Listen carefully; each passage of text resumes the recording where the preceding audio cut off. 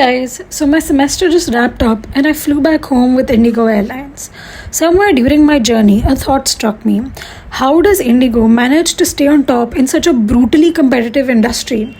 I mean, aviation is known for being one of the hardest businesses to turn a profit in, and yet here this airline was not just surviving but dominating. Naturally, my curiosity kicked in, and the story I discovered was incredible. A story where a lawyer ended up leading one of the most successful airlines in the country. Through this video, I'm going to walk you through the Indigo story when a lawyer led an airline. Let's begin. Part 1. In 2005, a young lawyer named Aditya Ghosh found himself working on a groundbreaking deal. As general counsel for Indigo Enterprises, he was assisting in the purchase of 100 Airbus A320 aircrafts, a historic order for an Indian company. This was the foundation of what would soon become Indigo Airlines. The brains behind this bold move were Rahul Bhatia, an electrical engineer, and Rakesh Gangrawal, a Wharton alumni. The two had met while working for US Airways and had already built Interglobe Enterprises, a company that acted as a sales agent for major airlines. They had recently partnered with France's Accor Hotels to develop the Ibis Hospitality brand. Now they were ready to launch their airline. By 2006, Indigo was ready for takeoff.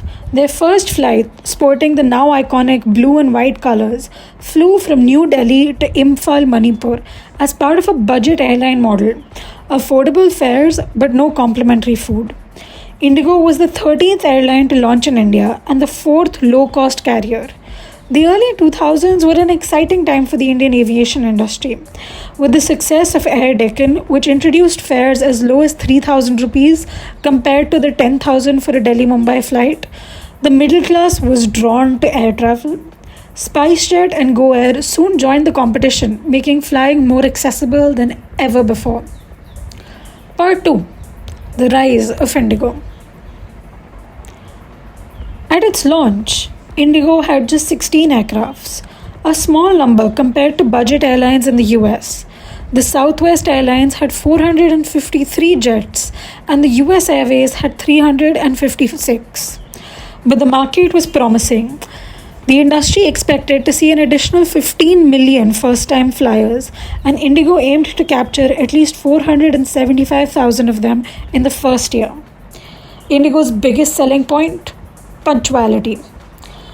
At the time, flight delays were seen as common. Taking off an hour late was almost expected. But Indigo, under its American CEO Bruce Ashby, made on-time performance its brand identity. Then, in 2008, Bruce Ashby left and Aditya Ghosh was appointed as president.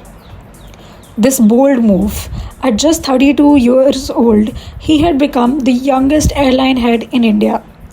With no engineering or business degree, just a law degree from Delhi University, he took over at a critical moment.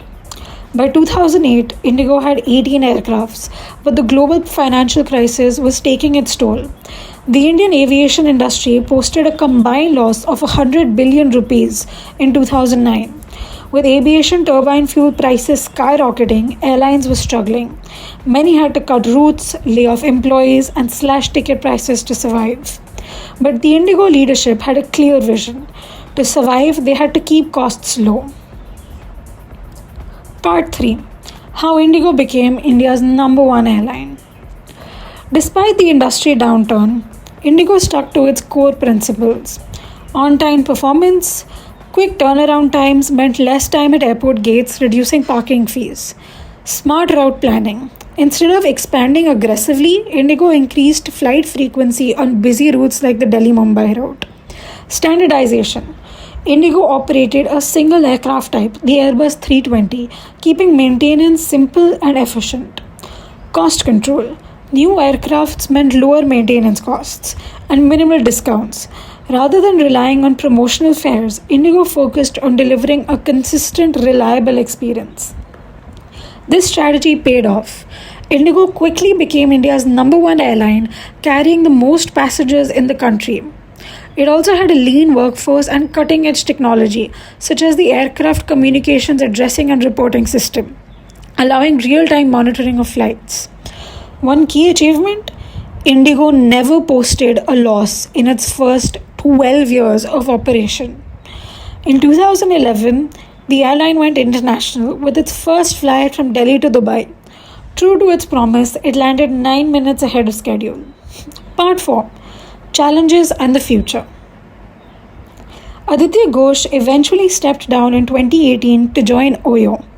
That same year, Indigo shocked the industry by reporting a major drop in profits in the April-June quarter. In the following quarter, it posted its first ever loss. The reasons? First, rising fuel costs and a weak rupee. Aviation fuel and new aircraft purchases were priced in the US dollar, making operation more expensive. And the second, leadership conflicts. Rahul Bhatia and Rakesh Gangwal began disagreeing over control, including top management appointments and board decisions.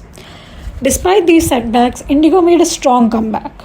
Today, Indigo operates in 73 domestic destinations, 24 international destinations, with a fleet of 279 aircrafts, including 142 Airbus A320neos, 48 Airbus A320ceos, 35 ATRs, and 52 Airbus 321neos. From a bold business gamble in 2005 to becoming India's largest airline, Indigo's journey is a masterclass in efficiency, strategy, and execution. And at the heart of it, all was an unlikely leader, a lawyer turned CEO, who reshaped the aviation industry in the country. What do you think about the Indigo journey? Do let me know in the comments. And for more such videos, don't forget to like, comment, and subscribe.